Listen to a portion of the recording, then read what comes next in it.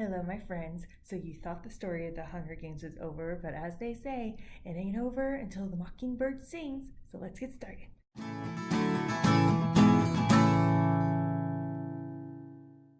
Hello, my dears. This is Caitlin Miller, your teen librarian from the Hewitt Public Library. I am very excited to talk about this book with you.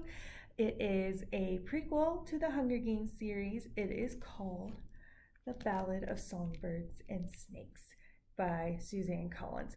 Katniss's experiences in the Hunger Games trilogy starts with the 74th annual Hunger Games. This book takes place during the 10th annual Hunger Games, and the main character is Coriolanus Snow. You may know him as President Snow. Coriolanus is 18 years old in this story. He and his family are on the struggle bus because the war, the big rebellion that all the districts had against the capital was not that long ago, and everything is still in recovery mode. His goal is to restore his family name. He is also called to help with the Hunger Games. This is the 10th Hunger Games. The tributes are not treated with as much grandeur.